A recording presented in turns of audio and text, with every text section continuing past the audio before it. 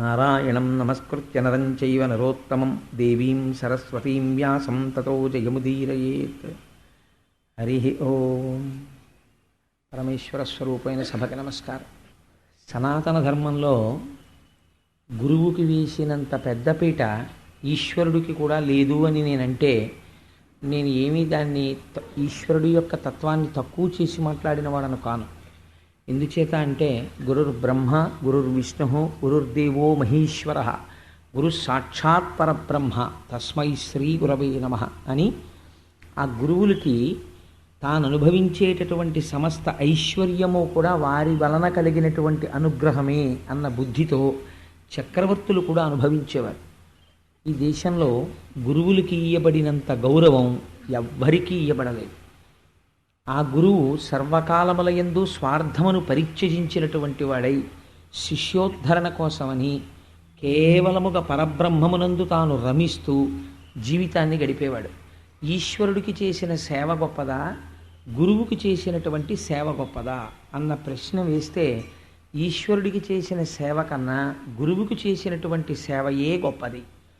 ఎన్నో సందర్భాల్లో దాన్ని ఈశ్వరుడు నిరూపించాడు. నేను కూడా అటువంటి మహాభాగవతులు గురువులైనటువంటి వాళ్ళు ఎవరున్నారో అటువంటి వాళ్ళ పాదములు కడిగి ఆ పాదములు కడిగినటువంటి నీటిని నేను తాగి లక్ష్మీదేవి మీద చల్లుతుంటాను అని చెప్పాడు. మీరు కుచేలోపాఖ్యానంలో చూద్దురు కానీ కుచేలుణ్ణి ఎలా ఆదరించి చూపిస్తాడో. సరే, అందుచేత గురువులకు ఉన్నటువంటి ప్రాధాన్యం అంత గొప్పది. గురువుకి చేసినటువంటి సేవ అలాగే ఉంటుంది. అందుకే మనకి ఒక మాట ఉంది, ఒక గమ్మత్తైన మాట, వ్యోమవత్వ్యాప్త దేహాయ దక్షిణామూర్తయే నమః. ఆకాశం ఎంతవరకు పరివ్యాప్తమై ఉంటుందో గురువు కూడా ఆత్మస్థితి చేత అంతటా నిండిపోయి ఉంటాడు. అటువంటి గురువుకి పంచెల చాపు నీయగలిగినటువంటి శాలెవాడు ఎక్కడుంటాడు? కాబట్టి గురువుకి ఇది ఇచ్చాను అది ఇచ్చాను అనడం వల్ల గురువు తృప్తి చెందడు. నిజానికి దేని వలన తృప్తి చెందుతాడు అంటే గురువుకి చేయగలిగినటువంటి మర్యాద ఒక్కటే. ఏమిటా మర్యాద అంటే గురువుకి శుశ్రూష చేయడమే. అంతకు మించినటువంటి మర్యాద ఇంకేం ఉండదు. ఆయన కూడా ఏమీ ఆపేక్ష ఉండదు ఆయనకి. అటువంటి గురువుకి చేసినటువంటి ఉపకారము అంత గొప్ప స్థితిని తీసుకొస్తుంది. గురువు పట్ల అమర్యాదగా ప్రవర్తించడం కూడా అనేకమైనటువంటి కష్టాలని తీసుకొస్తుంది. అది సామాన్యమైనటువంటి మనుష్యుడు అనుకోండి పర్వాలేదు, కానీ దేవతలైనా సరే గురువు పట్ల అపచారం చేస్తే మాత్రం వారు తప్పుకోలేరు, చాలా క్లేశపడవలసి వస్తుంది. ఈ విషయాన్ని, గురువుల యొక్క వైభవాన్ని, గురువులు ఎంత స్వార్థత్యాగంతో ఉంటారో, వారు ఎంత శక్తివంతులై ఉంటారో, నిరంతరము ఈశ్వరుడికి ప్రణిపాతం చేస్తూ ఆత్మానుభవ సిద్ధులై ఎలా రమిస్తూ ఉంటారో చూపించేటటువంటి కొన్ని బలవత్తరమైనటువంటి ఆఖ్యానములను వ్యాసుడు శ్రీమద్భాగవతమునందు పొందుపరచారు. అటువంటి ఆఖ్యానములలో ఒక పరమ పవిత్రమైనటువంటి ఆఖ్యానాన్ని ఇవాళ మనం చెప్పుకోకపోతున్నాం. ఒకానొక సమయంలో ఇంద్రుడు ఒక పెద్ద సభని తీర్చి ఉన్నాడు. ఆ సభకి అశ్వినీ దేవతలు వచ్చారు, యక్ష గంధర్వ కిన్నెర కింపురుషాదులు వచ్చారు, ఎందరో పెద్దలు వచ్చారు. వీరందరూ అక్కడ నిలబడి ఉండగా అప్సరసలు సేవిస్తూ ఇంద్రుడు సముచితమైనటువంటి సింహాసనం మీద కూర్చునున్నాడు. అందరూ ఇంద్రుడిని సేవించేవారు తప్ప ఇంద్రుడి చేత సేవింపబడవలసినటువంటి వారు ఆ సభలో లేరు. ఇక్కడే మీరు ఒక గమ్మత్తు తెలుసుకోవాలి. మీరు మిమ్మల్ని పూజించే వాళ్ళు చాలామంది ఉండొచ్చు. ఒక ఉదాహరణ నేను చెప్తాను. ఇప్పుడు మీ అందరికీ నా యందు ఒక గౌరవభావం ఉన్నది అని నేను కాసేపు ఊహ చేశాను అనుకోండి. అంతటి గౌరవం పొందడానికి నేను పాత్రుడను కాను, అయినా గౌరవమును నేను పొందుటకు పాత్రుడను అని ఒక 2 నిమిషాలు నేను ఆలోచన చేశాను అనుకోండి. మీరందరూ నాకు నమస్కరిస్తారు. ఒక ఉదాహరణకి చెప్తున్నాను. అంటే నేను నిజంగా అలా నేను నమస్కారాలు పొందగలిగినంత అర్హుడనని నేను మాట్లాడటం లేదు. ఒక ఉదాహరణకి చెప్తున్నాను. మీరందరూ నాకు నమస్కరిస్తారనుకోండి. నేను ఈ సభలో ఇలా కూర్చుని ఉండగా మాకు గురువులైనటువంటి బ్రహ్మశ్రీ మల్లంపల్లి అమరేశ్వర ప్రసాద్ గారు అలా నడిచి వెళ్ళి ఆ మూల ఎక్కడో కుర్చీలో కూర్చుంటూ నాకు కనపడ్డారనుకోండి. ఉత్తర క్షణం నేను ఏం చేయవలసి ఉంటుంది అంటే, అయ్యో నన్ను గౌరవించేవాళ్ళు, నాకు నమస్కరించేవాళ్ళు ఇంతమంది ఉన్నారు సభలో అని చూడడానికి వీలు లేదు. ఒకవేళ నేను ప్రసంగ మధ్యంలో ఉండగా మా గురుదేవులు ఇలా నడిచొస్తూ కనపడింది అనుకోండి, ఎన్నడూ వేదిక మించి లేచేటటువంటి అలవాటు లేకపోయినా ఒకవేళ మా సభలో గురువుగారు ఇలా వస్తూ కనపడ్డారనుకోండి, ఉత్తర క్షణం నేను చేయవలసిన కర్తవ్యమేమి, ఆప్ చేసి ప్రసంగాన్ని గబగబా కిందకి దిగి నా శిరస్సుని వారి పాదములకు తాటించి నమస్కరించాలి. ఎందుచేత అంటే ఆ గురువు యొక్క వైభవము ప్రకాశించి నా చేత మాట్లాడింపచేస్తాను. మా గురువుగారి అనుగ్రహం నా యందు ఆలోచించగలిగిన శక్తిగా పరిణమించింది. మా గురువుగారి ఆశీర్వచనం నన్ను ఇవాళ ఒక 4 విషయాలు ప్రస్తావన చేయగలిగినటువంటి శక్తిగా ఉన్నది. ఈశ్వరుడు కరచరణాదులతో కదిలి వచ్చిన రోజున నేను అదృష్టవంతుడినే సాకార దర్శనమును పొందగలిగితే, కానీ నిరంతరము నా పాలిట ఈశ్వరుడి కన్నా ఎక్కువై నాకు దర్శనమిచ్చి నన్ను ఆశీర్వదించగలిగినది ఎవరు? నా గురువులే. ఆ గురువు కనపడ్డారనుకోండి, ప్రణిపాతం చెయ్యవలసిందే. ఆ గురువులకి కూడా మళ్ళీ ఒక వరుస ఏర్పాటు చేసింది. పార్వతీదేవితో పరమశివుడు అంటాడు, సూచక గురువు అని మనకు ఒకరు ఉంటారు. సూచక గురువు అంటే చిన్నతనంలో పాఠం చెప్పినవారు. సూచక గురువు కనపడితే లేచి నమస్కారం చెయ్యాలి. సూచక గురువు కన్నా గొప్పవారెవరు అంటే వాచక గురువు. వాచక గురువు అంటే ఒక ఆశ్రమాన్ని నిర్మాణం చేసినప్పుడు మనం లోపలికి వెళ్ళగానే దాంట్లో నియమాలు చెప్తారు. ఒక్కొక్క చోట ధర్మాధికారి అని పిలుస్తూ ఉంటారు. అయ్యా, ఈ ఆశ్రమంలో మీరు ఇలా ప్రవేశించాల్సి ఉంటుంది, ఇక్కడిక్కడ ఇలా దర్శనం చెయ్యాలి, ఈ ఆశ్రమానికి కట్టుబాటు ఉంటుంది అని చెప్తారు. వారిని వాచక గురువు అంటారు. వీరిద్దరికన్నా గొప్పవారు ఒకరు ఉంటారు, వారిని బోధక గురువు అంటారు. వారు మంత్రోపదేశం చేసినటువంటి గురువు. వారు వయస్సులో మనకన్నా చిన్నవారైనా మంత్రోపదేశం చేసిన గురువు కనపడినా సరే ప్రణిపాతం చెయ్యాలి నేల మీద పడి. అందుకని బోధక గురువు. బోధక గురువు కన్నా గొప్పవారెవరు? పరమగురువు. పరమగురువు అంటే ఒక చంద్రశేఖర పరమాచార్య స్వామి వంటి మహాపురుషులు. అటువంటి మహాపురుషుడు వచ్చారనుకోండి, బోధక గురువులందరూ కూడా లేచి నమస్కారం చేస్తారు. పరమగురువు 5వ వాణ్ణి కూడా శాస్త్రం గురువుగా నిర్ణయించింది, కానీ ఎప్పుడూ అటువంటి గురువుని ఆశ్రయించకూడదు, అటువంటి గురువు దగ్గర ఏవీ ఉపదేశాలు తీసుకోకూడదు. కానీ ఆయన్ని గురువే అంటారు. ఎవరైనా నిషిద్ధ గురువు, ఉండకూడని గురువు. ఎవరైనా ఉగ్ర పూజలు మొదలైనటువంటివి నేర్పడం, అక్కర్లేనటువంటి విషయాలు, సరే దాని గురించి నేను అసలు ఎక్కువ ప్రస్తావన చేయను, దాని పేరే నిషిద్ధ గురువు కనుక. అందుకని 5గురిగా పరమశివుడు పార్వతీదేవికి తెలియచేస్తాడు. చేత గురువు యొక్క వైభవము అంత గొప్పగా ఉంటుంది. నేను ఒక్క మాట చెప్తే మీరు తొందరగా దాన్ని గ్రహించగలుగుతారని నేను అనుకుంటున్నాను. బ్రహ్మస్థానే కృతం పాపం విష్ణుస్థానే విముచ్యతి. ఒక్కటే పరబ్రహ్మస్వరూపమైన అది సృష్టి స్థితి లయలు చెయ్యడంలో బ్రహ్మ విష్ణు మహేశ్వరులుగా భాషిస్తూ ఉంటుంది. బ్రహ్మస్థానే కృతం పాపం విష్ణుస్థానే విముచ్యతి. ఎప్పుడైనా చతుర్ముఖ బ్రహ్మగారి స్థానమునందు అపచారం జరిగితే శ్రీ మహావిష్ణువు యొక్క మూర్తికి నమస్కరిస్తే పోతుంది. విష్ణుస్థానే కృతం పాపం శివస్థానే విముచ్యతి. జ్ఞానదాత కాబట్టి విష్ణువునందు జరిగినటువంటి అపచారాన్ని పరమశివుడు పరిహరిస్తాడు. విష్ణుస్థానే కృతం పాపం శివస్థానే విముచ్యతి. శివస్థానే కృతం పాపం గురుస్థానే విముచ్యతి. శివుడి దగ్గర ఏదైనా అపచారం జరిగితే గురువుకి నమస్కారం చేసి గురువుకి క్షమార్పణ చేస్తే గురువు తీయగలడు. ఇంకా తర్వాత చెప్పలేదు. అంటే నీవు చెయ్యకూడని అపచారం ఏది? అసలు గురువు జోలికి వెళ్ళకూడదు, గురువు మనస్సు బాధ పెట్టకూడదు. గురువుకి ఏమి అపచారం చెయ్యక్కర్లేదండి. మీ ప్రవర్తన చేత గురువు మనస్సు ఖేదపడింది అనుకోండి, దానికి ఇంకా ఉత్తర జన్మ వరకు ఆపరు. అది విచిత్రం. గురువుకున్న గొప్పతనం ఏమిటంటే, గురువు పట్ల జరిగినటువంటి అమర్యాదకి ఫలితాన్ని ఇవ్వడానికి ఈ జన్మకి పుర్రె మీద రాశాం కదా, వచ్చే జన్మలో చూద్దామని చూపించరు. సజ్జ ఫలితమునిచ్చేస్తుంది. ఉత్తర క్షణములో కీడు ప్రారంభమైపోతుంది అంతే.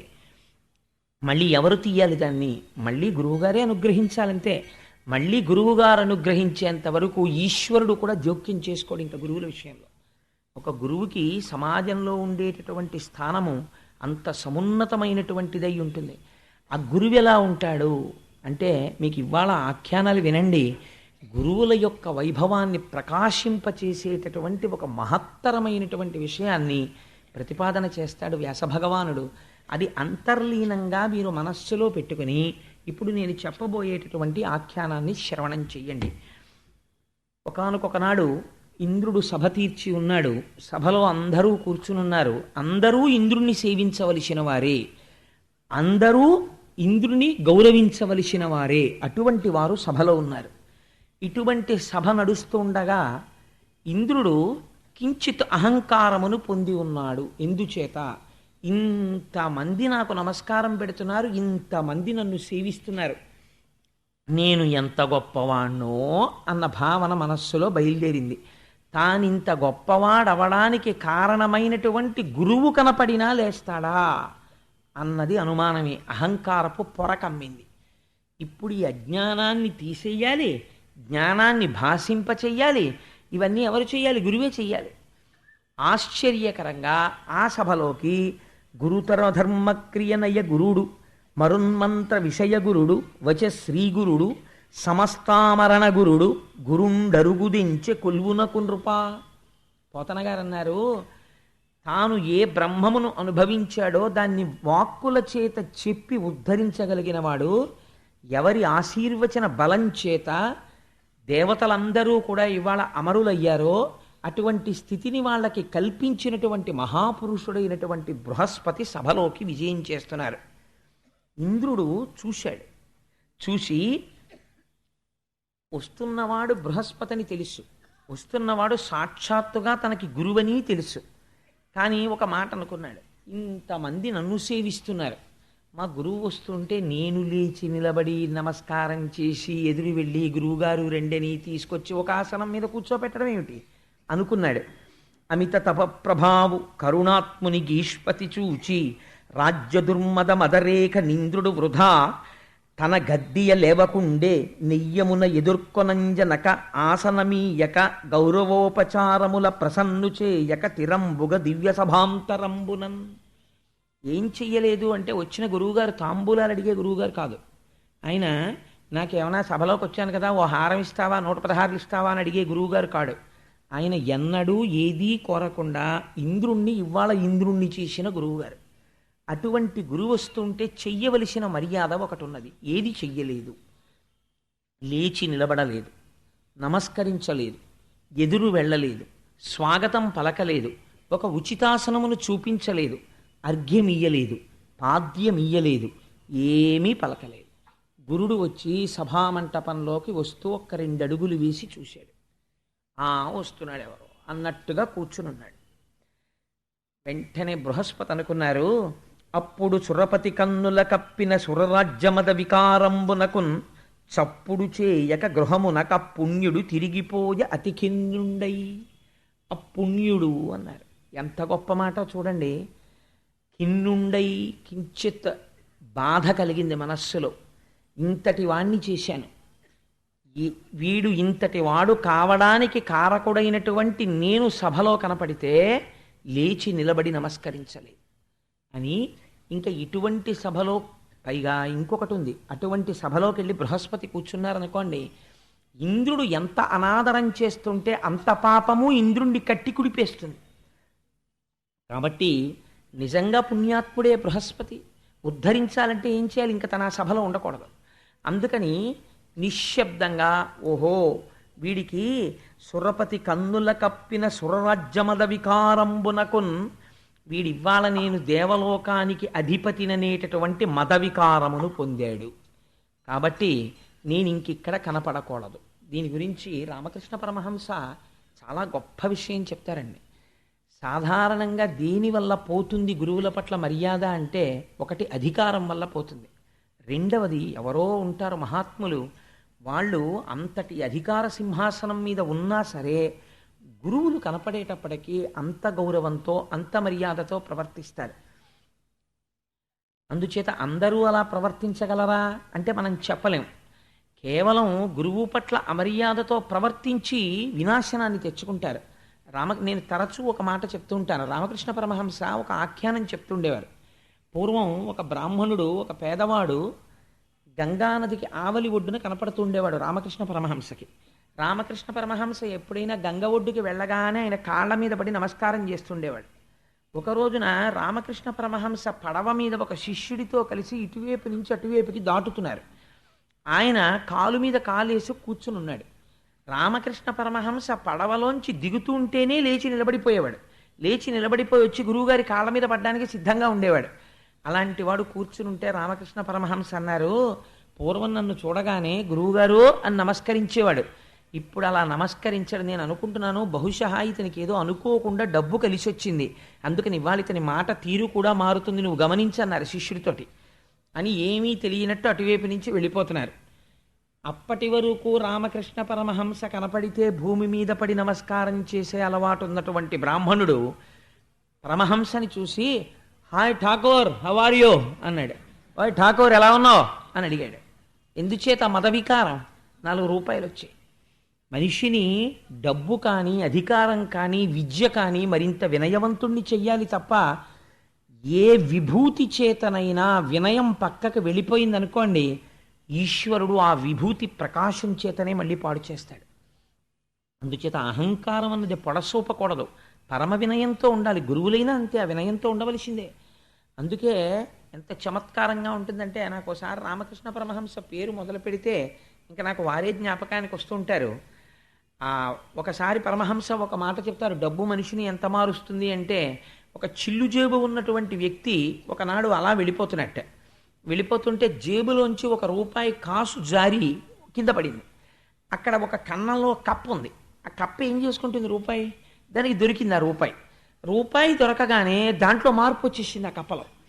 అటువైపు నుంచి రాజుగారు మదపుటేనుగు మీద వస్తున్నాడు, భద్రగజం మీద వస్తుంటే చేతిలో రూపాయి ఉంది కదా ఆ కప్పకి.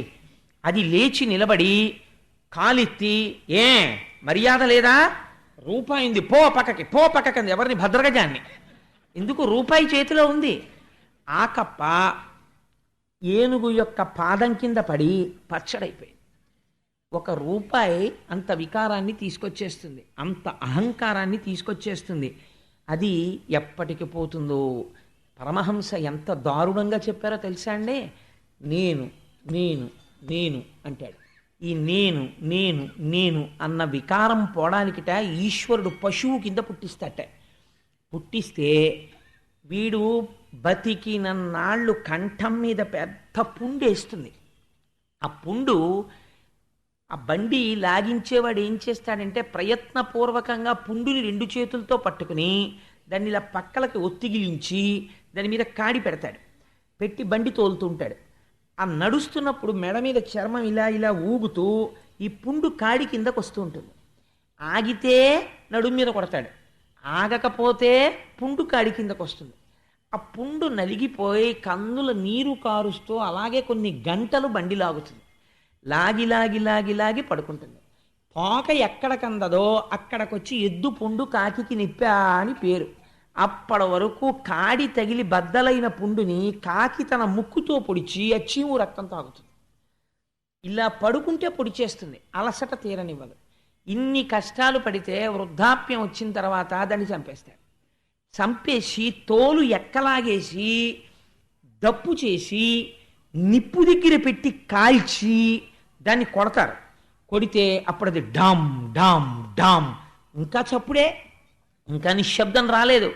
అప్పుడు దాని నరాలు తీసి దూదేకేవాడు ఉంటాడు కదా, అప్పుడు ఆ దూదేకేవాడు ఆ దండికి గట్టిగా బిగించి దూదిలో పెట్టి ఇలా కొడుతుంటే, ఒక్కొక్క దెబ్బ నరం మీద కొడుతుంటే అప్పుడు మాత్రం బుద్ధొచ్చి తూహు తూహు తూహు అంటుందట. నేను పోయి నువ్వు నువ్వు నువ్వు అంటుందట. అప్పటికి పోయింది దాని పశుత్వం అన్నారు. ఎంత కాల్చిందో చూడరా, వెర్రాలోచన ఇలా చూపిస్తాడు ప్రతిదానికి. ఏది నీది? నీలో ఉన్న సమస్త విభూతులు ఈశ్వరుడి చేత ప్రకాశింపబడుతున్నాయి. నీదన్నది ఏదీ లేదు. ఈశ్వరుడు తలుచుకుంటే ఉత్తర క్షణమునందు నువ్వు ఏ విభూతిని చూసుకొని గర్వపడుతున్నావో దానిని తొలగించగలడు. శ్రీగుణరత్న కోశంలో భట్టర్లు చెప్పినట్టు, ఇవాల్టి రాత్రి వరకు చక్రవర్తి, రేపటి రోజు తన రాజ్యంలో ఐశ్వర్యవంతుల గోడల క్రీమీడలో తన రూపు కనపడకుండా నిలబడి భిక్షాటన చేస్తాడు. ఎంతసేపట్లో తొలగిపోవాలి ఐశ్వర్యం? సత్యనారాయణ స్వామి వారి వ్రత కథలో విన్నారు కదా, ఆ రాజుగారు నాకు అక్కర్లేదు వ్రతం ప్రసాదం అని ఇలా వెళ్ళేటప్పటికి పోయిందంటే ఐశ్వర్యం. ఈశ్వరుడు తలుచుకుంటే ఎంతలో పోతుందండి? ఈశ్వరానుగ్రహం కలిగితే అయ్యి బాబోయ్ ఏం వినాల్సి వస్తుందో అని బెంగ పెట్టుకుని వెళ్ళినటువంటి వాళ్ళు ఈశ్వరానుగ్రహం ఉంటే శుభవార్తతో తిరిగి వచ్చేస్తారు. అమ్మయ్య మా మనస్సులు చల్లగా ఉన్నాయి. ఈశ్వరానుగ్రహం ఏది చెయ్యలేదు, ఏదైనా చెయ్యగలదు. అది నమ్ముకున్న వాళ్ళకి ఆ సంస్కార బలం, ఆ మంచితనం ఎప్పుడూ కాపాడుతుంటాయి. సరే, అందుచేత ఆ గురుడు వస్తుంటే లేచి నిలబడనటువంటి కారణం చేత ఆయనకి కలిగినటువంటి మదవికారమును తొలగించాలనుకున్నాడు. అనుకుని ఆ పుణ్యుడు తిరిగి వెళ్ళిపోయాడు. తిరిగి వెళ్ళిపోయాడు, కానీ సభ ఆపలేదు. ఇంద్రుడు సభ నడిపించాడు. సభ అంతా అయిపోయింది, అందరూ వెళ్ళిపోయారు. అప్పుడు అనుకున్నాడు మనస్సులో, అరెరే, ఇంతమంది నన్ను సేవించడానికి ఏది కారణం? ఈశ్వరానుగ్రహం కారణం. ఆ ఈశ్వరానుగ్రహం నాకు తెచ్చిపెట్టిన వాడెవరు? నా గురువు. అటువంటి గురువు సభలో వస్తుండగా సింహాసనాధిష్ఠుడైనటువంటి రాజు లేవకూడదని చెప్పినవాడు అధర్మంతో మాట్లాడినవాడు. నేను ఇంద్రుడనై నేనే చెయ్యకూడని పని చేశాను. మా గురువరేణ్యులు నడిచొస్తుంటే నేను లేచి నిలబడలేదు, వారికి స్వాగతం పలకలేదు, వారికి ఆసనం ఇవ్వలేదు. నా వలన ఘోరాపచారం జరిగింది. ఖచ్చితంగా ఇది నన్ను కట్టి కుడిపి తీరుతుంది. కాబట్టి ఇప్పుడు దీన్ని ఎవరు ఆపాలి? మా గురువులే ఆపాలి అని గబగబా పరిగెత్తుకుంటూ గురువుగారి ఇంటికి వెళ్ళాడు. ఇక్కడ కూర్చున్నాడు, కానీ గురువు యొక్క శక్తి ఏమిటి? తన పట్ల అమర్యాదగా ప్రవర్తించినటువంటి ఇంద్రుడి మనస్సులో వస్తున్నటువంటి భావజాలమును బృహస్పతి తన యొక్క గృహమునందు కూర్చుని తెలుసుకుంటున్నాడు. ఇంద్రుడు బయలుదేరి తన ఇంటికి వస్తున్నాడు. తన ఇంటికి వస్తున్నాడని తెలుసుకోగానే అతనికి ఒక పాఠం చెప్పాలని తన యోగశక్తితో ఇంద్రుడికి దొరకకుండా అంతర్హితుడైపోయాడు. వచ్చాడు, ఆ గురువుగారి ఇల్లంతా వెతికాడు, కానీ ఎక్కడా గురువుగారి దర్శనం అవ్వలేదు. ఖిన్నుడై మళ్ళీ ఐరావతం ఎక్కి వెళ్ళిపోతున్నాడు. అయ్యో, గురువుగారు ఎక్కడా దొరకలేదురా, గురువుగారి పట్ల అపచారం చేశాను, గురువులకి క్షమార్పణ అనుకుంటున్నాడు. ఈ మాట వినవలసిన వాళ్ళు విన్నారు. ఇదే ఉత్తరక్షణ ఫలితం అంటే. ఎవరు విన్నారు? రాక్షసుల గూఢచారులు విన్నారు. విని వెంటనే పరుగున వెళ్ళిపోయి రాక్షసులకు నివేదన చేశారు. అయా, ఇవాళ ఇంద్రుడికి బృహస్పతి యొక్క అనుగ్రహం తొలగిపోయింది. బృహస్పతికి ఆగ్రహం కలిగింది.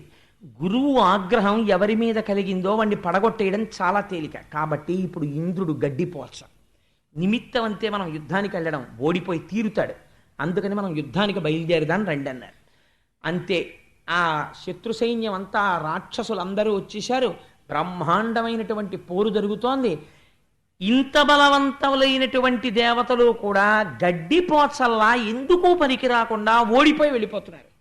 వాళ్ళేం చేశారు? రాక్షసులు యుద్ధానికి వచ్చే ముందు శుక్రాచార్యుల వారి పాదములు పట్టుకుని వారికి నమస్కరించి వారి అనుగ్రహంతో బయలుదేరి వచ్చారు యుద్ధానికి. ఆయన ఆశీర్వచనం చేసి పంపించాడు. ఇప్పుడు వారికి గురుబలం ఉన్నది. వారు రాక్షసులు కావచ్చు, వీళ్ళు దేవతలే కావచ్చు. ఎంత గొప్ప తీర్పు చెప్తున్నారో చూడండి మహర్షి. వీరు దేవతలు కావచ్చు, వీరికి గురుబలం లేదు. వాడు ఇంద్రుడే కావచ్చు, అశ్వినీ దేవతలు కావచ్చు, దిక్పాలులు కావచ్చు, ఇవాళ గురుబలం లేదు. అందుచేత వీరు ఓడిపోయారు. అమరావతిని రాక్షసులు స్వాధీనం చేసుకున్నారు. ఇంద్రాదులు భయపడి చతుర్ముఖ బ్రహ్మగారి దగ్గరికి పరిగెత్తి అయ్యా, కనీ విని తెలియనటువంటి విడ్డూరం, కొన్ని సంవత్సరములు పోరాడుకున్నాం, మాకు ఓటమి తెలియదు. అటువంటిది నిన్నను బృహస్పతి గారికి కోపం వచ్చి వెళ్ళిపోయారు సభలోంచి. ఇవాళ అమరావతి పోయింది. ఉత్తర క్షణంలో నేను రాజ్య భ్రష్టుడనైపోయాను, సింహాసన భ్రష్టుడనైపోయాను. దేని మీద కూర్చుని వీళ్ళందరూ నా వాళ్ళని గౌరవింపబడ్డానో వాళ్ళ ఎదుటనే ఈ ఇంద్రుడు చేతకాని వాడు ఓడిపోయాడు, మన నాయకుడు అనిపించుకుని తిరిగి వచ్చేశాను. దీనికి అంతటికీ కారణం నేను బృహస్పతిని అవమానించడమే అని అనుకుంటున్నాను. ఇప్పుడు మాకు ఎలాగ జీవితం గట్టెక్కుతుంది అని అడిగితే బ్రహ్మగారు అన్నారు, నివారణోపాయం చెప్పలేదండి బ్రహ్మగారు. వెంటనే ఆయన అన్నాడు, నెట్టన పాపకర్మమున నేరమి చేసి తిరేమి చెప్ప, మీ పుట్టిన నాట నుండియును బుద్ధులు చెప్పి జగంబులేలగా పట్టము కట్టి పెంచిన కృపానిధి బ్రహ్మకళా విధిజ్ఞు చేపట్టక గుట్టుచారి సిరిపట్టున దొట్టిన పొట్ట కొవ్వునన్. ఎంత గొప్ప మాట అడిగాడో చూడండి చతుర్ముఖ బ్రహ్మగారు. మీరు పుట్టినప్పటి నుంచి మీకు మరణం లేదని మీరు సంతోషపడిపోతున్నారు, అమృతం దాగామని. పుట్టినప్పటి నుంచి మహానుభావుడు బ్రహ్మ విద్యా నిపుణుడై అంతటా ఈశ్వరుణ్ణి చూస్తూ తన కోసమని కాకుండా మహాత్యాగి అయి మీకందరికీ ఈ సుస్థిరమైన స్థానములను కల్పించాడు. అటువంటి మహాపురుషుణ్ణి ఎలా గౌరవించాలో మీకు చేత కాలేదంటే కొవ్వుతో నిండింది ఇవ్వాల. అందుకే మీరు సింహాసన భ్రష్టులయ్యారు. ఏ గురువు మీ పట్ల ఆగ్రహాన్ని చూపించాడో చతుర్ముఖ బ్రహ్మగారే తలుచుకుంటే ఒక్కసారి బృహస్పతిని ప్రార్థన చేసి పిలవగలరు. కానీ గురువు పట్ల ఆయన చూపించిన మర్యాద చూడండి. సాధారణంగా ఒక రాక్షసుడు యుద్ధానికి వస్తే వెంటనే తన నివారణోపాయమునకు శ్రీ మహావిష్ణువుని ఆశ్రయింపచేస్తారు బ్రహ్మగారు. ఆశ్రయింపచేయలేదు. ఆయన అలా చెప్పలేదు. ఎంత గమ్మత్తైనటువంటి మాట్లాడంటే, మీకు దేని వలన రాజ్యము పోయినది, మీరు బాగా ఎరిక కలిగైందా అంటే, అయ్యా మా బుద్ధి వచ్చిందండి, గురువుగారి అనుగ్రహం పోయింది, ఉత్తర క్షణం ఐశ్వర్యం పోయింది. కాబట్టి ఇప్పుడు మీకేం ఉండాలి? గురువుల అనుగ్రహం ఉండాలి. గురువు అనుగ్రహం ఎక్కడి నుంచి వస్తుంది? గురువు గారిలోంచే వస్తుంది. రమణ మహర్షి ఎంత గొప్ప మాట చెప్పారండి. నిజంగా ఒక తెలిసి తెలియని వాడు అడిగితే అడిగి ఉండవచ్చు, కానీ ఎంత గొప్ప జవాబు వచ్చిందో చూడండి. రమణుల దగ్గరికి వెళ్ళి అన్నాడు, మీకు సర్కోమా పుట్టింది, మీకు బెంగలేదు, ఎందుకంటే నేను శరీరం కాదంటారు. పుండుకి పుండు పుట్టింది అంటారు. చావు వస్తుంది, నాకు చావు లేదు, శరీరానికి వస్తుంది అంటారు. మీరు నోరు విప్పి ఏమీ మాట్లాడరు, మీరెవ్వరికీ ఏం ఉపదేశం చేయరు, మీరెవ్వరితో పూజలు చేయించరు, మీరు ఎప్పుడూ అరుణాచలం కొండెక్కి కూర్చుని మీలో మీరు రమించిపోతుంటారు. ఎప్పుడైనా మీకు మాట్లాడాలనిపిస్తే మాట్లాడతారు. మాట్లాడేటప్పుడు ఎంతమంది ఉన్నారని మీరు చూడరు, మీరు ఎవరిని ఉద్ధరించాలనుకుంటున్నారో వాళ్ళతో మాట్లాడతారంతే. కాబట్టి మీ వలన ఏమిటి ప్రయోజనం ప్రపంచానికి అని అడిగాడు. అడిగితే రమణ మహర్షి అన్నారు, ఒక నవ్వు నవ్వి, గురువు శరీరములో ఉండడం వల్ల ఎవరికి అనుగ్రహం అంటే శిష్యులకే. ఎందుకని? గురువు తాను శరీరము కాదు అని స్థిరముగా తెలుసుకున్నవాడు.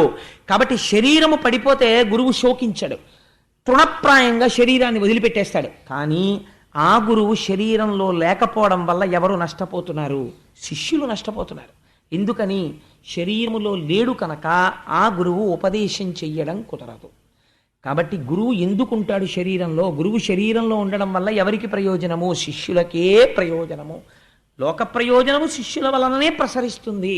ఒక సూరి నాగమ్మ గారు, మహాతల్లి ఆవిడ చేసిన సేవ ఎవరు చేశారండి ఈ ప్రపంచానికి? ఎప్పుడు మాట్లాడతారో తెలియనటువంటి రమణ మహర్షి వెనకాతల తిరుగుతూ ఆయన నోరు విప్పి మాట్లాడితే ఏ సందర్భంలో మాట్లాడారో ఏం మాట్లాడారో గబగబా రాసుకుని ఉత్తరం రాసి అన్నగారికి పోస్ట్ చేసేవారు. ఆ అన్నగారు ఎంత ప్రాజ్ఞుడో, నా చెల్లెలు నాకు ఇంత గొప్పగా ఉత్తరాలు రాస్తోందని ఆ ఉత్తరాలన్నీ దాచారు. రమణ మహర్షి శరీరం వదిలిపెట్టిన తర్వాత సూరి నాగమ్మ గారు వాళ్ళ అన్నయ్య గారికి డేటు వేసి రాసినటువంటి లేఖలే రమణులు ఏం మాట్లాడారు అన్నదానికి మనకు ఆధారాలు అయ్యాయి. అవే సూరి నాగమ్మ గారి లేఖలు అన్న రూపంలో 3 వాల్యూమ్సో 4 వాల్యూమ్సో వాటి రూపంలో రమణుల యొక్క సమస్త జ్ఞాన బోధ మనకు అందేటటువంటి అదృష్టం కలిగింది. కాబట్టి గురువు శరీరములో ఉండడం ఎవరికి ప్రయోజనం? శిష్యులకే ప్రయోజనం అంతే. గురువు శరీరము వదిలిపెట్టాడు, ఎవరు నష్టపోయారు? శిష్యులే నష్టపోయారు అంతే. అందుచేత అటువంటి గురువు ఇప్పుడు మీకు కనపడకుండా వెళ్ళిపోయాడు. కాబట్టి ఇప్పుడు గురువు లేడు. బ్రహ్మగారు తలుచుకుంటే బృహస్పతిని మళ్ళీ పిలవలేరా అండి? అలా పిలిచి నచ్చ చెప్పి కూర్చోపెట్టి చెయ్యకూడదు. ఒక విషయం సమాజంలో ఉన్న వాళ్ళు తెలుసుకోవాలి. గురువుగారు అని పిలిచారనుకోండి, ఎవరినన్నా మీరు పిలిస్తే గురువుగారు మీరు ఎక్కడికో పిలిచారు, నేను రాలేను అన్నారు, ఇంకక్కడతో నోరు మూసుకు కూర్చోవాలి. అంతేకాని నువ్వు గురువు అని పిలిచి 10 మాటలు వెంటపడి కారెక్కుతుంటే, ఆఫీస్లో ఉంటే, ఇంట్లో ఉంటే, ఇంటికొచ్చి మీద పడి చెయ్యనన్న పనిని చెయ్యి అని వెంటపడిన వాడు పరమశత్రువు. వాడు నీకు శిష్యుడి రూపంలో తిరుగుతున్నటువంటి మేక వెనక తోడేలు. వాడన్నా మారాలి. వాడు మారకపోతే ఒకనాడు గురువు చెప్పేస్తాడు, ఇంకెప్పుడు నా కళ్ళ ముందు నువ్వు కనపడకని. అలా చెప్పిన రోజు వచ్చిందనుకోండి, వాడు ప్రమాదాన్ని కౌగిలించుకోవాల్సి ఉంటుంది. ఆ స్థితి తెచ్చుకోకూడదు.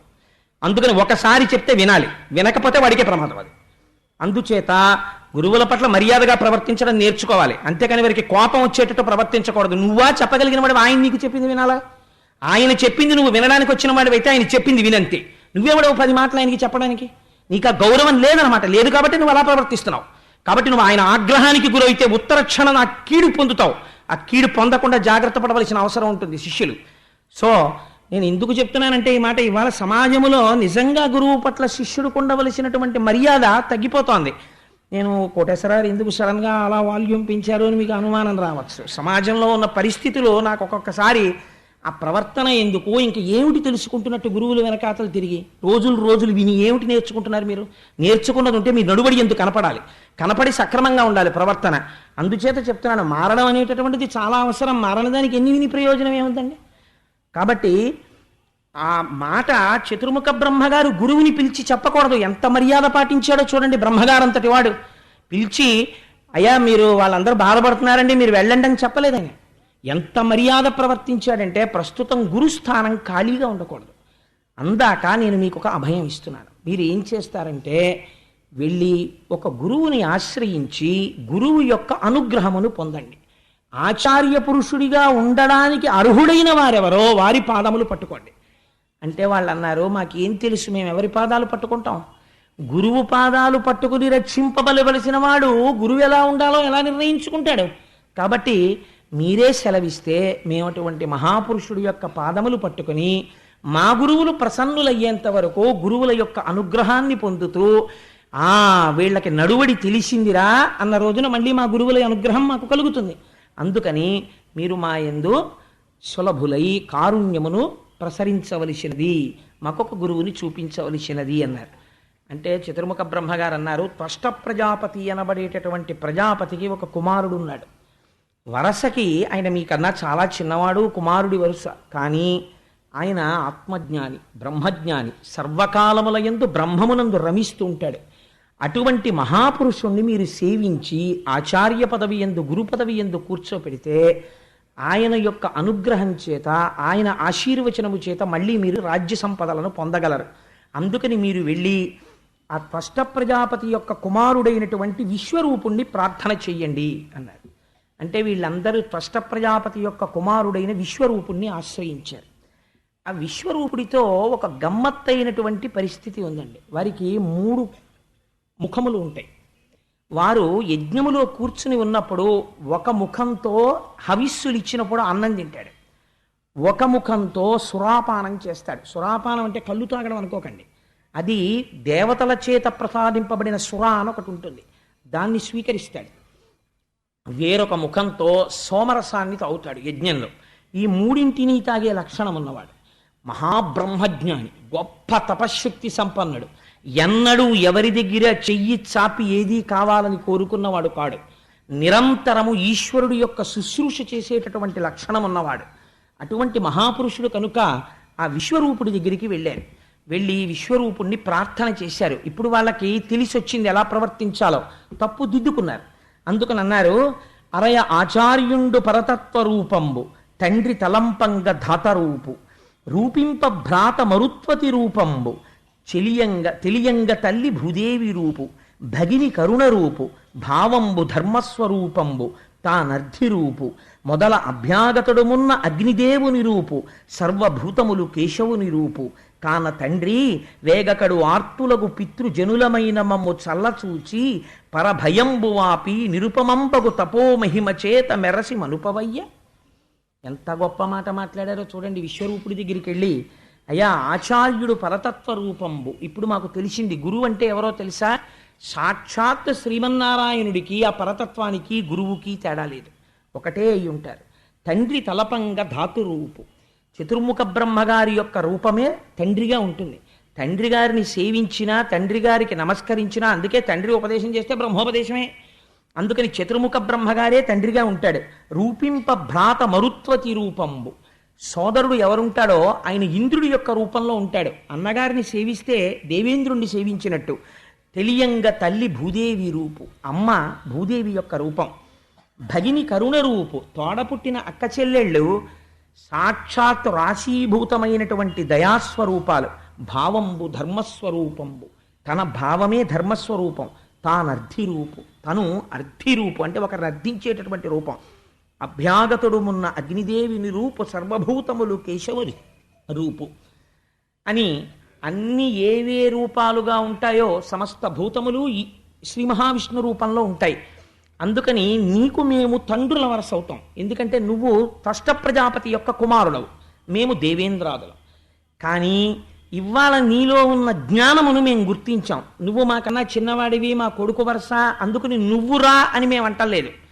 నీ యందు గురుత్వమును చూచి మేము పెద్దవాళ్ళమైనా పదవులలో ఉన్నా, నువ్వు పర్ణశాలలో ఉన్నా, మాకు చిన్నవాడివైనా, కొడుకు వరసైనా, నీవు తండ్రి వరసైనా, నిన్ను పరతత్వంగా చూసి నీ పాదములకు మా శిరస్సు తాటించి నమస్కరిస్తున్నాం.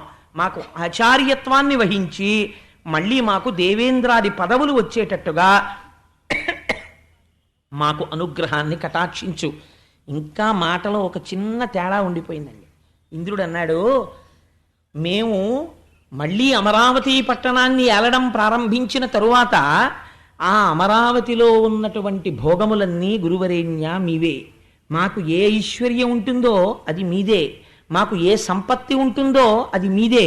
వినయంతోనే అంటున్నాడు ఈ మాట. ఈ మాటలంటే విశ్వరూపుడు నవ్వి అన్నాడు, నేనేం చేస్తుంటానో తెలుసా? గురువులంటే ఎంత వినమ్రులై, ఎంత నిస్వార్థంగా మనస్సులో కూడా కోర్కెని జనింపనివ్వనివ్వరు. ఇది నాకు కలిగితే బావుండును శిష్యుల వల్ల అన్న కోరిక గురువుకి రాకూడదు. శిష్యులు గురువు శరీరం చాలా కాలం నిలబడ్డం కోసం శిష్యులు అమర్చారనుకోండి గురువుగారికి, గురువుగారు ఇలా ఉంటే మీ శరీరం పడిపోతుంది, అందుకని మీరు నడవకండి, మేము పల్లకీలో తీసుకెడతాం అన్నారనుకోండి గురువుగారి, దోషం లేదు. అందుకే చంద్రశేఖర పరమాచార్య స్వామి తాను నడవనన్నా నడిచేవారు, శిష్యుల పల్లకీ అన్నా ఎక్కారు తప్ప మహానుభావుడు సన్యసించి పీఠాధిపతి అయ్యారు కనుక కారు కూడా ఎక్కేవారు కాదు. అందుకే వారు నడిచే దేవుడయ్యారు, మూర్తీభవించిన ధర్మస్వరూపం అయ్యారు మహానుభావుడు. అందుచేత నువ్వు కోరుకోవు, కానీ మేము అడుగుతున్నాం, మా ఐశ్వర్యములన్నీ నీవే అన్నారు. అంటే ఆయన అన్నాడు, నేను సాధారణంగా ఎలా బ్రతుకుతానో తెలుసా? వ్యవసాయ క్షేత్రములలో వ్యవసాయదారులు పంట ఇంటికి తీసుకుపోయిన తరువాత కొన్ని కంకులు వదిలేస్తారు, ఇంకా వాటిని తీసుకెళ్లే ఉద్దేశ్యం వాళ్ళకు ఉండదు. అలా భూమి మీద పడిపోయినటువంటి కంకులు, మట్టిలో పడిపోయినటువంటి ధాన్యాన్ని ఏరుకుని అవి తెచ్చుకొని త్యాగరాజస్వామి అలా జీవించారు. ఆయన ప్రతి ఇంటి దగ్గరికి వెళ్ళి భిక్ష స్వీకరించినట్టు స్వీకరించేవారు.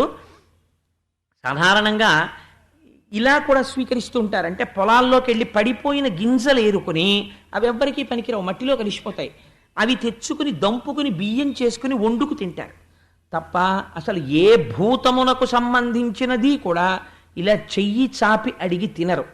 ఇలా ఉండడం చాలా గొప్ప బ్రహ్మజ్ఞానం ఉంటే కానీ కుదరదు. చాలామంది అంటారు తెలియక, కుచేలుడేదో కృష్ణుడికి పెట్టకుండా అటుకులు తినేశాడు అందుకని దరిద్రం వచ్చింది అనుకుంటుంటారు. మీరు భాగవతంలో ఇంద్రుడు గాని కుచేలుడు అంటే ఏమిటో, ఆ కుచేలుడి కాళ్ళు కడిగి ఆ నీళ్లు తన శిరస్సును చల్లుకున్నాడు కృష్ణ పరమాత్మ. బ్రహ్మజ్ఞానం అంటే ఎలా ఉంటుందో చూద్దరు కానీ కుచేలుడు అటువంటి దిక్కుమాలిన పనులు చేసిన వాడు కాడు, ఎవడు సృష్టించాడో తెలియదు ఆ మాట. సరే, అందుచేత నేను అటువంటి ధాన్యం ఎరుకు తింటాను. నాకు సర్వభూతముల యందు ఈశ్వరుడు కనపడుతూ ఉంటాడు. నేను బ్రహ్మజ్ఞానినై రమిస్తూ ఉంటాను. నేను పౌరోహిత్యం చెయ్యడం ఏమిటయ్యా? నేను పౌరోహిత్యం చేస్తే మీకందరికీ కావలసింది ఏదో చెయ్యాలి అంటే మీరు రేపు పొద్దున్న ఏమడుగుతారు? మాకేదో ఈ కోరిక తీరాలి, యజ్ఞం చేయించంటారు. మీ కోరిక తీరడానికి యజ్ఞం చేయిస్తే ఇంకోడెవడో పాడైపోవడానికి చేయించాలి కదా. కాబట్టి నాకు అలా భేదాలు కనపడవు, అలా ఎలా చేయించడం కుదురుతుంది? పౌరోహిత్యం అలా చేస్తే నాకున్నటువంటి బ్రహ్మ తేజస్సు తగ్గిపోతుంది. అందుకని నేను ఒకరి దగ్గర ఇలా చెయ్యి చాపి ద్రవ్యం పట్టుకోవడం కానీ లేకపోతే పౌరోహిత్యం చేయడం కానీ నేను చేయనే. అలా అంటే మీ కోరికలు తీరడానికి కామ్యాలకు ఈశ్వరార్చనగా చేస్తే వేరు. అందుకని నేను అలా చేసేవాడిని కాదే, నాకు ఎలా కుదురుతుంది పౌరోహిత్యం? ఎంత గొప్ప మాట అన్నాడో చూడండి. నాకు ఏ కోరిక ఉందని చెయ్యను అన్నాడు. అంటే వాళ్ళన్నారు, నీకు కోరిక ఉందని కాదు, మా కోరికలు ఉన్నాయని. నువ్వు ఉంటే తప్ప దిక్కు లేదు కనుక, నువ్వు గురుడిగా ఉండి మమ్మల్ని రక్షించి తీరాలి కనుక, అందుకని మాకు నువ్వు గురువుగా ఉండు అన్నారు. అంటే మహానుభావుడు అంగీకరించాడు. తప్పకుండా అలాగే ఉంటానయ్యా మీకు గురువుగాను అన్నాడు. అని ఆయన వచ్చాడు. వస్తూనే ఆయన ఒక మహోత్కృష్టమైన పని చేశాడు. రాక్షసులకు ఇవాళ ఇంత శక్తి ఎక్కడ నుంచి వచ్చింది బేరీజ్ వేశాడు. ప్రపంచంలోనండి ఒక డ్యామ్ కట్టేటప్పుడు ఆ స్ట్రెంగ్త్ ఇవాల్యుయేట్ చేయగలిగిన వాడు ఉంటాడు. ఇన్ని ఫ్లోర్స్ అపార్ట్మెంట్ కట్టాలంటే ఎంత ఫౌండేషన్ వెయ్యాలి ఇవాల్యుయేట్ చేసేవాడు ఉంటాడు. కానీ మీరు ఒకటి చెప్పండి, ఒక మూర్తి ఉన్నది, ఆ మూర్తి కింద ఒక చక్రం ఉంది. ఆ చక్రము యొక్క కారణం చేత ఆ మూర్తి యందు విశేషమైన తేజస్సు ఉంది. అంత తేజస్సుని తట్టుకోగలిగినటువంటి తపశ్శక్తి సత్యశక్తి ఈనాడు ప్రపంచంలో ఉన్న మనుష్యులకి లేదు. కాబట్టి వీళ్ళెళ్ళి ఆ మూర్తి ముందు నిలబడలేరు కనుక ఇటువంటి వాళ్ళందరి శక్తి ఎంత, మూర్తి యందు అధికమైపోయిన శక్తి ఎంత శక్తిని ఇప్పుడు మినహాయిస్తే వీళ్ళు తట్టుకోగలుగుతారు అన్నది లెక్క కట్టి ఆ మూర్తిలోంచి అంత శక్తిని తీసివేయగలిగినటువంటి శక్తి ఒకడికి ఉన్నదనుకోండి, అప్పుడు ఆయన ఎంతటి మహానుభావుడై ఉండాలి. అదే శంకరాచార్యుల వారు. శంకరాచార్య స్వామి చేసిన గొప్ప పని ఏమిటో తెలుసా అండి? అఖిలాండేశ్వరి క్షేత్రంలో జంబుకేశ్వరంలో అమ్మవారిది విశేషమైన తేజస్సు. అమ్మవారి ముందు వెళ్ళి నిలబడలేరని అమ్మవారిలో ఎక్కువైపోయిన శక్తిని మినహాయింపు చేసి తీసేసి దాన్ని ఇప్పుడు మళ్ళీ ఎక్కడ పెట్టాలి? అది తేజస్సు శక్తి, దాన్ని ఎక్కడ పెట్టినా శక్తిపాతం అవుతుంది, అందుని పెట్టకూడదు. అందుకని ఏం చెయ్యాలి అంటే భూమి మీద వెయ్యాలి శ్రీచక్రం, కానీ అది జంబుకేశ్వరం జలలింగం. మళ్ళీ అక్కడ వెయ్యకుండా ఎంత గమ్మత్తు చేశారంటే రత్నాలతో కుండలాలు తయారు చేసి అమ్మవారి కుండలాలు శ్రీచక్ర తాటంకములు పెట్టి ఈ శ్రీచక్రాల్లోకి అమ్మవారి యొక్క తేజస్సుని ఆ కుండలాల్లోకి పెట్టి ఆ కుండలాలు అమ్మవారి చెవులకి పెట్టారు.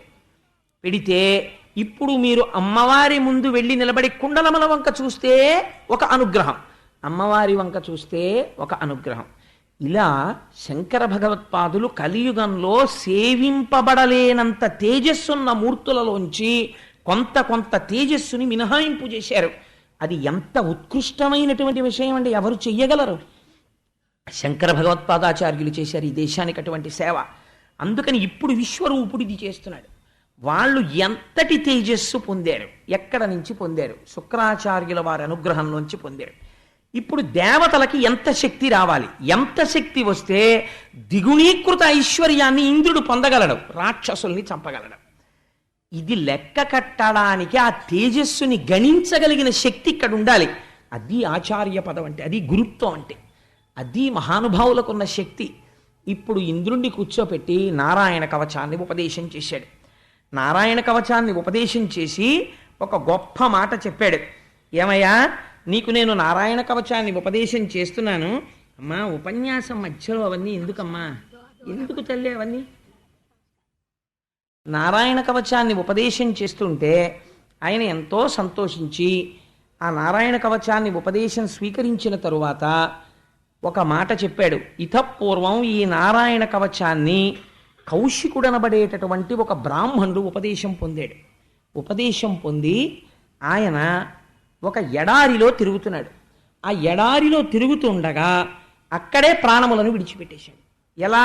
ఆ నారాయణ కవచాన్నే ఉపదేశం తీసుకుని తజ్ఞానము చేస్తూ ప్రాణములను విడిచిపెట్టాడు. విడిచిపెడితే ఆ నారాయణ కవచము యొక్క తేజస్సు ఏమైపోయింది అంటే ఆయన అస్థికలని పట్టేసింది. ఆయన అస్థిపంజరం ఆ ఎడారిలో ఇసుకలో పడిపోయి ఉండిపోయింది. ఉండిపోతే చిత్రరథుడు అనబడేటటువంటి గంధర్వుడు ఆకాశ మార్గంలో భార్యలతో కలిసి విమానంలో వెళ్ళిపోతున్నాడు. వెళ్ళిపోతుంటే ఎడారిలో పడిపోయి ఉన్నటువంటి ఈ అస్థిపంజరాన్ని విమానం దగ్గరకు వచ్చింది. దగ్గరకు రాగానే అది దాటడం మానేసి ఆ విమానం కింద పడిపోయింది. కింద పడిపోతే అందులోంచి గంధర్వుడు భార్యలతో బయటపడిపోయాడు. బయటపడిపోయి ఇదేమిటి అకస్మాత్తుగా విమానం భూమి మీద పడిపోయింది ఏమిటని తెల్లబోయాడు. ఈ సమయంలో ఒక మహానుభావుడు వాలకిల్యుడనేటటువంటి మహర్షి అక్కడికి వచ్చి, నీ విమానం పడిపోవడానికి కారణం ఏమిటో తెలుసా? నారాయణ కవచాన్ని ఉపదేశం తీసుకుని నారాయణ కవచాన్ని సశాస్త్రీయంగా ఉపాసన చేసినటువంటి ఒక మహాపురుషుడు కౌశికుడనేటటువంటి బ్రాహ్మణుడు ఇక్కడ ధ్యానంలో శరీరం వదిలిపెట్టాడు. ఆ కవచ ప్రభావము అస్థికలకి ఉండిపోయింది. ఆ అస్థికల మించి ఎవ్వరూ దాటి వెళ్ళలేరు, విమానంలోంచి కూడా వెళ్ళలేరు. కాబట్టి నువ్వు ఆ అస్థికలని తీసి మూట కట్టి దగ్గరలో ప్రవహిస్తున్న సరస్వతీ నదిలో నిమజ్జనం చేసి ఆ తదనంతరం నువ్వు స్నానం చేసి ఆచమనం చేసి మళ్ళీ వచ్చి విమానం ఎక్కితే నీ విమానం కదులుతుందన్నారు. అంటే అప్పుడు ఆ చిత్రరథుడు అక్కడ ఉన్నటువంటి ఎముకలన్నింటినీ ఏరి మూట కట్టి తాను తీసుకుని వెళ్ళి సరస్వతీ నదిలో నిమజ్జనం చేసి స్నానం చేసి ఆచమనం చేసి వచ్చి రథం ఎక్కాడు. రథం అప్పుడు దాటి వెళ్ళింది. ఈ నారాయణ కవచానికి ఉన్న శక్తి అంత గొప్పదయా, నీకు ఉపదేశం చేస్తున్నాను, స్వీకరించు అని ఆ నారాయణ కవచాన్ని ఉపదేశం చేశారు. ఇంద్రుడు నారాయణ కవచాన్ని ఉపదేశం పొందాడు. నారాయణ కవచాన్ని ఎప్పుడైతే ఉపదేశం పొందాడో ఇప్పుడు శుక్రాచార్యుల వారు ఇచ్చినటువంటి శక్తి కన్నా ఇంద్రుడి యొక్క శక్తి ఎక్కువైంది. ఎక్కువ అంటే గురువుల అనుగ్రహం కలిగింది. రాక్షసులందరినీ ఓడించాడు. ఓడించి మళ్ళీ అమరావతిని స్వాధీనం చేసుకున్నాడు. స్వాధీనం చేసుకుని ఎంతో సంతోషంగా కాలం గడుపుతున్నాడు. మళ్ళీ సంతోషంగా కాలం గడిచిపోతోంది. ఒక మాట అన్నాడు కదండి, మా ఐశ్వర్యం అంతా నీదే అన్నాడు కదా. అంటే అప్పుడు మహానుభావుడు ఆయన అన్నాడు, విశ్వరూపుడు, గురుధనము కూర్పనేటికి గురుశిక్షం తగిలి మంత్రకోవిదులై సద్గురు ధర్మ నిరతులేనియు గురువులకును శిష్యువరులే కూర్చిన ధనముల్. ఇప్పుడు మళ్ళీ అమరావతి వచ్చింది కదా, సింహాసనం అంతాను. మీతో మాట అన్నాను కదా, నాకున్న ఐశ్వర్యం అంతా మీదే అన్నాను కదా. మహానుభావ, మీ అనుగ్రహంతో నేను మళ్ళీ లోకాన్ని పొందాను, స్వర్గలోకాన్ని. కాబట్టి మీరు ఈ ఐశ్వర్యం అంతా అనుభవించవచ్చు అని. అంటే మీరు గమ్మత్తు చూడండి, నా వలన వాడు ఇంత ఐశ్వర్యాన్ని పొందాడని వాడి ఐశ్వర్యాన్ని అనుభవించే ప్రయత్నం గురువు చెయ్యడు. అందుకని ఆయన అన్నాడు విశ్వరూపుడు, ఓరి పిచ్చివాడా, శిష్యుల యొక్క ధనాన్ని తనదిగా మార్చుకుందామని, శిష్యుల ధనం తను తీసుకుందామని ప్రయత్నం గురువు చెయ్యడు. గురువు అంటే ఏమిటో తెలుసా? శిష్యులే గురువు యొక్క ఐశ్వర్యం. 4 మాటలు విని, గురువుగారు మీరు చెప్పిన మాటల వల్ల మా జీవితం మారింది అన్న శిష్యుడు ఎవడున్నాడో వాడురా గురువుకి ఐశ్వర్యం.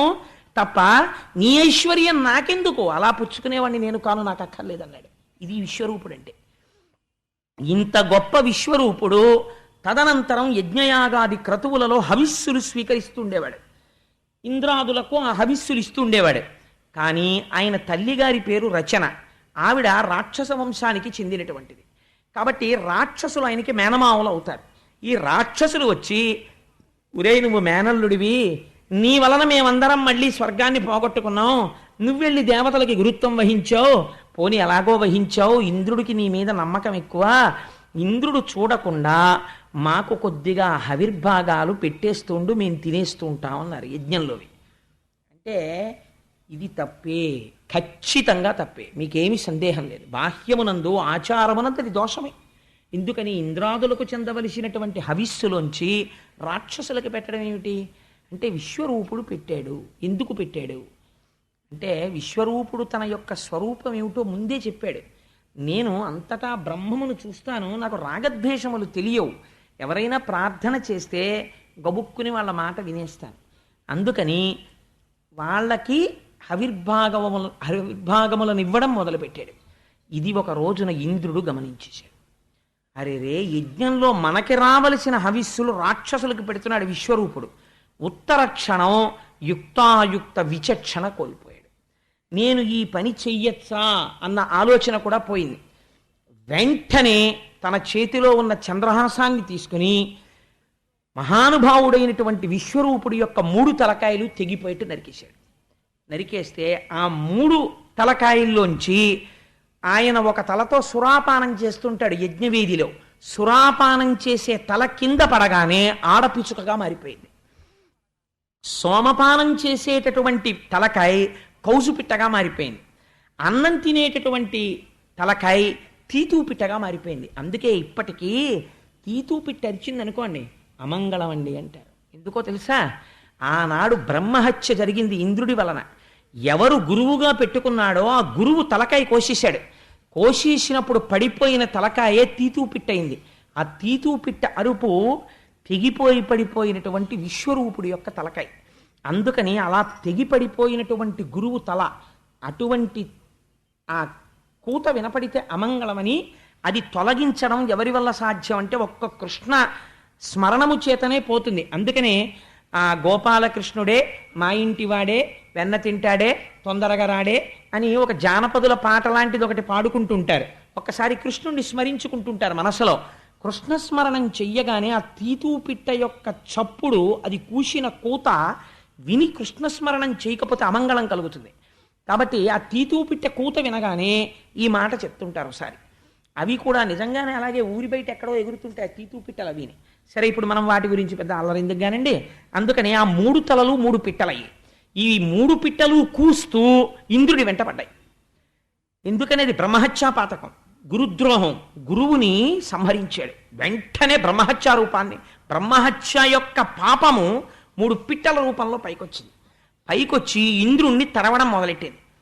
తరమడం మొదలెడితే ఆ ఘోరమైన కోతలు వినలేక ఏడాది పాటు భరించాడు. ఇప్పుడు ఈ బ్రహ్మహత్యాపాతకం తను పెట్టి కూర్చుంటే మనశ్శాంతి లేదు. అందుకని ఇప్పుడు ఈ బ్రహ్మహత్యాపాతకాన్ని ఎవరికన్నా ఇచ్చేసేయాలి. ఎవడు పుచ్చుకుంటాడు? అయ్యా ఓ 1000 రూపాయలు దానం ఇస్తాను రెండంటే వస్తారు, లేకపోతే బంగారం ఇస్తాను రెండంటే వస్తారు, స్థలం ఇస్తానంటే వస్తారు, లేకపోతే ఏదో పుస్తకం దానం చేస్తానన్నా వస్తారు.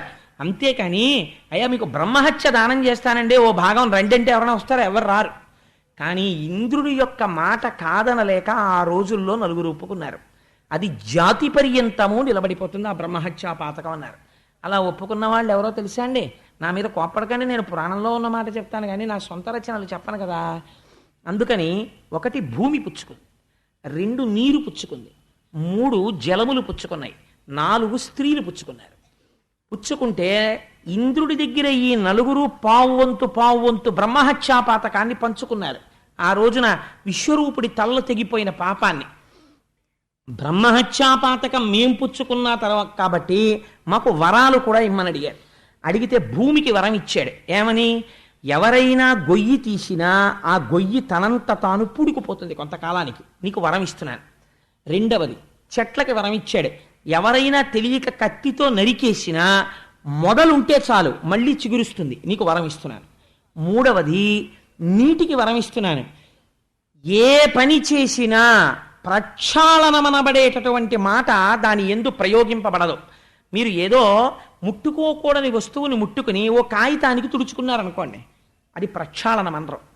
నీటి చుక్క ముట్టుకున్నారనుకోండి, వెంటనే ప్రక్షాళనం అయిపోతుంది. అందుకే మంత్రపుష్పం చెప్పేటప్పుడు చేతిలోకి ఇచ్చిన పువ్వులు ఈశ్వరుడి పాదాల మీద వేయాలి కదా. ఓ చుక్క నీరు చేతిలో పోస్తే చెయ్యిలా తుడుచుకుంటాం, ఒక చుక్కైనా సరే చాలు. ఆ ప్రక్షాళన చెయ్యగలిగినటువంటి శక్తి నీటికి ఇచ్చారు. అందుకని ఆ నీటికి వరం ఇచ్చారు. 4వది స్త్రీలకి ఇచ్చారు. ఏమి స్త్రీలకి ఇచ్చిన వరం అంటే కామోపభోగమునందు స్త్రీలకి ఎక్కువ సుఖము కలుగుట అన్న వరం ఇచ్చారట. సరే, అందుకని ఆ 4 వరములు ఇచ్చారు. ఇచ్చిన తరువాత ఈ బ్రహ్మహత్యలో పావు వంతు పుచ్చుకున్న వాళ్ళు ఏ రూపంగా అనుభవించాలి ఇప్పుడు అంటే భూమి ముందు పుచ్చుకుంది. అందుకని ఊషర క్షేత్రములు ఏర్పడ్డాయి. అంటే పంటలు పండనటువంటి ఉప్పుతో కూడినటువంటి ఇసక పర్రలు ఏర్పడ్డాయి, దాని మీద మొక్క మొలవదు. బ్రహ్మహత్యాపాతకమే ఊసర క్షేత్రమైంది. చెట్టు పుచ్చుకుంది, చెట్టులోంచి జిగురు కారుతుంటుంది. అందుకే చెట్టు యొక్క జిగురు వికారమును స్పృశించకూడదంటారు. నాకు చిన్నతనంలో తెలిసేది కాదు. తుమ్మ చెట్టులోంచి జిగురు వస్తే తెలియక జిగురు తెచ్చుకుని ఇలా ఇలా ఇలా ఇలా అనుకుంటూ ఉండేవాళ్ళం పుస్తకాలకు రాసి. మా ఇంట్లో పెద్దవాళ్ళు చూసి ఓ దుర్మార్గుడా నువ్వు ఆ జిగురంతా పట్టుకొస్తున్నావా, వెళ్ళి స్నానం చేయంటుండేవారు. అందుకని చెట్లలోంచి కారేటటువంటి జిగురు బ్రహ్మహత్యాపాతక రూపం. అలాగే నీటి యందు బుడగ కానీ నీటి యందు నురుగు కానీ ఉంటే అది బ్రహ్మహత్యాపాతక రూపం. అందుకే ఆచమనం చేసేటప్పుడు నీటిలో బుడగుంటే వదిలిపెట్టేస్తారు పక్కకి నీళ్లు తప్ప, బుడగతో ఉన్న నీరు ఎట్టి పరిస్థితుల్లోనూ తీసుకోరు. అలాగే నురుగు వస్తోందనుకోండి, కొత్తగా ప్రవాహం వచ్చే ముందు ఇంతంత నురుగు తుట్లు వస్తే దాంట్లోకి ప్రవేశించి స్నానం చేయడం కానీ ఆ నురుగు ముట్టుకోవడం కానీ చేయరు. కాబట్టి ఆ నురుగు ఆ బుడగ బ్రహ్మహత్యాపాతక రూపం. 4వది స్త్రీల యందు రజోగుణ దర్శనము బ్రహ్మహత్యాపాతక రూపం. అందుకని వారి యందు ఆ నియమం ఉంచారు. కాబట్టి ఆ 4 బ్రహ్మహత్యాపాతకము యొక్క పావు వంతుగా వాళ్ళకి పంచి వాళ్ళకి వరములిచ్చి తాను బ్రహ్మహత్యాపాతకము నుంచి నివారణ పొందాడు ఇంద్రుడు. పొంది మళ్ళీ సింహాసనాధిష్ఠుడయ్యాడు. చూడండి ఎక్కడ మొదలైంది ఇంద్రుడికి కష్టం. ఈ కష్టం ఎంత దూరం వెడుతోంది, ఎంతమందికి పంచుతున్నాడు అంటే, ఒకనాడు బృహస్పతి వచ్చినప్పుడు సభలో లేవనటువంటి పాపం ఇప్పటికీ తను మళ్ళీ సింహాసనం మీద సంతోషంగా కూర్చున్నాను అనడానికి వీలు లేకుండా ఎన్ని కష్టాలు ఒకదాని తర్వాత ఒకటి తీసుకొచ్చేస్తోందో చూడండి. ఈ మాట విశ్వరూపుడు మరణించాడు అన్న మాట త్వష్ట ప్రజాపతికి తెలిసింది. త్వష్ట ప్రజాపతి మహానుభావుడు. ఆయన తన కుమారుడైనటువంటి విశ్వరూపుణ్ణి వేడుకుని తీసుకెళ్లి గురువుగా పెట్టుకుని ఆయన హవిస్సుల్ని తీసుకువెళ్ళి రాక్షసులకిస్తున్నాడన్న నేరానికి 3 కుత్తుకలు కత్తిరించాడనేటటువంటి కోపంతో ఒక పెద్ద యజ్ఞం మొదలెట్టాడు. ఏమి ఆ యజ్ఞమునకు ఫలితమో అంటే ఇంద్రుణ్ణి సంహరించేటటువంటి వేరొక కొడుకు ఇప్పుడు ఈ యజ్ఞంలోంచి రావాలన్నాడు అని ఒక గొప్ప యజ్ఞం చేశాడు. యజ్ఞం చేస్తే ఆ యజ్ఞము పరిసమాప్తమవుతుండగా ఒక బ్రహ్మాండమైనటువంటి రూపము ఆ యజ్ఞగుండంలోంచి బయటికి వచ్చింది. ఈ యజ్ఞగుండంలోంచి బయటికి వచ్చినటువంటి రూపము, దానికి పేరు ఎవరు పెట్టారో తెలుసా అండి? తండ్రి గారు పెట్టలేదు. చిత్రం ఏమిటంటే అది పుట్టగానే మొత్తం ఈ బ్రహ్మాండం ఎంతవరకు ఉందో అంతవరకు వ్యాపించేసి నిండిపోయింది, ఇంకా చూడలేదు. అంతా నిండిపోయింది కాబట్టి దాన్ని వృత్రాసురుడు అని పిలిచారు. అలా పుట్టాడు కాబట్టి అంత రూపం పుట్టింది. ఆయన ఎలా పుట్టాడు అంటే పోతన గారు వర్ణిస్తారు. వదలక విరివిగా వదనంబు తెరచుచు ఆకాశమంతయు అప్పళించు, కడునాల్క నిడిగించి గ్రహతారకంబుల నయమెల్ల దిగజార నాకి విడుచు, అలవోకయును బోలె అట్టహాసము చేసి మెరసి లోకము నెల్ల మృంగజూచు, తనదు దిగ్దంతి దంతములు చెక్కులు వారా ఉగ్ర దంష్ట్రలు తిప్పు నుక్కు మిగిలి, త్వష్ట నుగ్రంపు తపమున పుష్టి నుండి అఖిల లోకంబులెల్ల తానాక్రమించి పుత్ర నామాఖ్య దేవత శత్రుడగుచు దారుణాకారుడఖిల దుర్దముడు మెరసే. ఆయన పుట్టగానే ఎంతవరకు పెరిగిపోవాలో అంతవరకు పెరిగిపోయాడు. పెరిగిపోయి ఒకసారి ఆయన తలకాయని నరకడానికి ఎంత టైం పట్టిందో తెలుసా అండి ఇంద్రుడికి? వజ్రాయుధంతో 1 ఏడాది పాటు నరికాడు, కంఠం చుట్టూ తిరుగుతూ. కోస్తే ఉత్తరాయణ దక్షిణాయనాల మధ్యకాలంలోకి పూర్తయింది కోయడం. అంటే ఎంత పెద్ద స్వరూపం పుట్టిందో చూడండి త్వష్ట ప్రజాపతి యొక్క యజ్ఞంలోంచి. అటువంటి స్వరూపంతో పైకి పెరిగి వాడు పుడుతూనే ఏం చేశాడు అంటే ఆకాశాన్నంతటినీ చప్పరించేట నోట్లో పెట్టుకుని. ఆ తర్వాత కడునాల్క నిగిడించి గ్రహతారకంబుల నయమెల్ల దిగజార నాకి విడుచు, ఒక్కొక్క గ్రహాన్ని తీసి ఇది ఏమైనా రుచిగా ఉంటుందేమో అని ఇలా నాకి మళ్ళీ పడేస్తుండేవట. అలా గ్రహాల్ని, నక్షత్రాల్ని, బ్రహ్మాండాల్ని, గెలాక్సీస్ని అన్నింటినీ పట్టుకుని చేతులతో ఇలా తీసి వాటిని నాకి పడేస్తుండేవాడు. అంటే వాడు అసలు ఈ బ్రహ్మాండాల్ని ఉచ్ఛిష్టం చేశాడు. వాడి ఉచ్ఛిష్టం, వాడు ఎంగిలి చేసిన దాన్ని ప్రపంచంగా మార్చాడు. మారిస్తే ఇప్పుడు ఈ దేవేంద్రుడికి తెలిసింది. ఇప్పుడు వాడు పుడుతూనే ఏమన్నాడంటే ఇంద్రుడు అనేవాడోడు ఉన్నాడు, వాడు ఎక్కడుంటాడని అడిగాడు. అంటే తెలిసిపోయిందిగా ఇంకా వాడు చంపడానికి వచ్చేస్తున్నాడని. వాడు సామాన్యుడు కాడరా, అందరిలా ఉంటాడు అనుకుంటున్నావేమో, వాడు యజ్ఞంలోంచి వచ్చాడు, వాడు భువనభాంతరాలంతటా నిండిపోయాడన్నారు. అంటే ఎన్ని కష్టాలు వస్తున్నాయో చూడండి దాని తర్వాతోటి. ఇప్పుడు తన సైన్యాన్ని అంతటినీ తీసుకుని యుద్ధానికి వెళ్ళాడు. ఎవరున్నారా సైన్యంలో అంటే దిక్పాలకులందరూ ఉన్నారు, రుద్రగణాలు ఉన్నాయి, లేనివాళ్ళు లేరు. అందరికీ తమ దగ్గర ఉన్నటువంటి అస్త్రశస్త్రములన్నింటినీ అభిమంత్రించి విడిచిపెట్టారు. విడిచిపెడితే వాడేం చేశాడంతేట, వాడు ప్రతిగా ఓ శూలం వేయలేదు, బాణం వేయలేదు. అవి మామూలు ఒక మంత్రబద్ధమైనటువంటి అస్త్రములను విడిచిపెట్టారు వాళ్ళు. విడిచిపెడితే ఇంతమంది వేసినటువంటి అస్త్రాలని తన గుప్పిడితో ఇలా పట్టుకుని మంచి బలే వేశారా, చాలా ఆకలిగా ఉందని నోట్లో పడేసుకుని చప్పరించేశాడు. చప్పరించేస్తే వీళ్ళు అనుకున్నారు ఇంకా అనవసరం యుద్ధం వీడితో. వీడు అస్త్రాలని చప్పరించేశాడు, ఇంకా వీడితో యుద్ధం ఏమిటి, అసలు బతికితే తర్వాత చూద్దాం యుద్ధం సంగతి, ముందు పారిపోండి అన్నారు. అందరు ఎక్కడికి పారిపోతారండి? ఎక్కడ దిక్కు ఉందో అక్కడికి పారిపోతారు. అంటే ఎవడు తమకి దిక్కో అక్కడికి పోతారు. కాబట్టి గబగబా బయలుదేరి శ్రీమన్నారాయణ దర్శనం కోసం వైకుంఠం దగ్గరికి వెళ్ళి నిలబడ్డారు. నిలబడి ఆనాడు చేసిన గురుద్రోహం ఎన్నింటి రూపంలో కట్టి కుడిపేస్తోందో చూడండి. వెళ్ళి మళ్ళీ నిలబడి ప్రార్థన మొదలుపెట్టారు. ప్రార్థన మొదలుపెట్టి, అయా స్వామి, నువ్వు తప్ప రక్షించేటటువంటి వాడు లేడు, అందుకని నువ్వు వచ్చి మమ్మల్ని రక్షించవలసినది అని ప్రార్థన చేస్తే, ఆయనకి ఆర్తత్రాణపరాయణుడు అని బిరుదు. ఆర్తితో ప్రార్థన చేస్తే తప్పు చేశాడా ఒప్పు చేశాడా అని చూడో, గభాలను వచ్చి దర్శనమిచ్చి రక్షించుకుంటాడు. తనని నమ్మిన వారి పట్ల అలా ప్రవర్తిస్తాడు. అందుకని ఒక్కసారి శ్రీ మహావిష్ణువు దర్శనమిచ్చారు. తగు శంఖ చక్ర గదాధరుండగు వాని శ్రీవత్స కౌస్తుభ శ్రీలవాణి, కమనీయ మాణిక్య ఘనకిరీటము వాని దివ్య విభూషణ దీప్తివాని, మండిత కోటీర కుండలంబుల వాని సిరియురస్థలమున చలగువాని, తనుబోలు సేవక తండంబు కలవాని జిలుగైన పచ్చని వలువవాని, తెల్ల దమ్మి విరుల తెగడు కన్నులవాని నవసుధాద్రవంపు నవ్వువాని, కనియ వేల్పు పిండు కప్పరపాటుతో కన్నులందునున్న కరువు తీరా. వాళ్ళ కన్నులకి ఉన్నటువంటి కరువు తీరిపోయేటట్టుగా, అంటే అమ్మయ్యా కనపడ్డాడ్రా బాబు అనుకునేటట్టుగా అర్థత్రాణపరాయణుడై శంఖచక్ర గదాపద్మములను పట్టుకొని పచ్చని పట్టుపుట్టంతో, శ్రీవత్సంతో, కౌస్తుభంతో, వనమాలతో, మెరిసిపోతూ కరుణాసుధారసములు ఉప్పుతున్నటువంటి చిరునవ్వుతో, దీప్తి కలిగినటువంటి ముఖమండలంతో, తెల్లటి కలువల వంటి కన్నులతో స్వామి దర్శనమిచ్చి అభయ ప్రకటనం చేశారు. మీరేం బెంగ పెట్టుకోకండి, ఎందుకు అలా భయపడతారు. ఇప్పుడు వీళ్ళందరూ స్తోత్రం చేశారు స్వామిని. అప్పుడు ఆయన అన్నారు, ఏమి కష్టం వచ్చిందని మీరు ఇలా పరిగెత్తుకొచ్చారన్నారు. ఆయనకి తెలియని విషయం ఉండదు, కానీ వాళ్ళతో చెప్పించాలి. వీళ్ళన్నారు, అయ్యా మా బుద్ధి గడ్డి తిని ముందు బృహస్పతికి అపకారం చేశాం, ఆయన కనపడ్డం మానేశాడు. బ్రహ్మగారి దగ్గరికి వెళ్ళాం, విశ్వరూపుణ్ణి తెచ్చుకోండి అన్నారు. తెచ్చాం.